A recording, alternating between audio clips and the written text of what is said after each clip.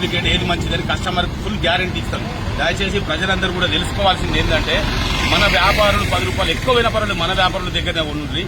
ఇంకొకటి ఏంటంటే మన సంపాదన మొత్తం కూడా ఇతర రాష్ట్రాలకు తరలిపోతుంది. ఆ దిశగా కూడా ఆలోచించండి. మా లోకల్ వ్యాపారుల దగ్గర వస్తువు కొంటే 100% గ్యారంటీ జవాబుదారీగా ఉంటుంది.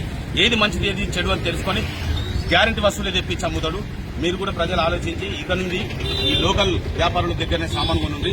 ఇలా ఇది ఒక్కసారి కాదు, చాలా మందికి జరిగింది. చాలా ఇళ్లలో వైరింగ్ డూప్లికేట్ వచ్చినాయని చెప్పి నాకు కూడా కంప్లైంట్ వచ్చింది. వైరింగ్ ఇప్పుడు భవిష్యత్తులో వాళ్ళందరూ కూడా ఏ ఐటమ్ ఖరాబ్ అయినా తీసుకొచ్చి చూసి ఒక ఇంటికి నిర్మాణం కోసం మనం వాడే వస్తువు 100 సంవత్సరాలకు గ్యారంటీ.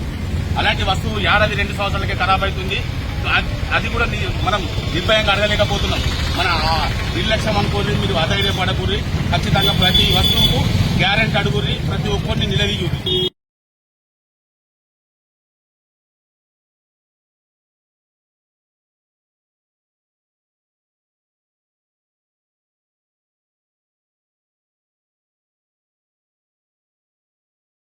ఇవేందన్నా 15 పైపులు 5,325 రూపాయలు.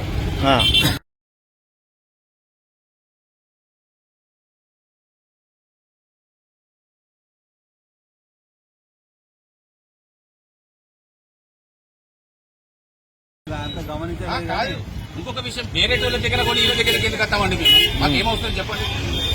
వేరే వాళ్ళ దగ్గర డూప్లికేట్ వస్తువులు తీసుకొచ్చి వీళ్ళ దగ్గరికి ఎందుకు వస్తాం? వాళ్ళకే ఇస్తాం కదా.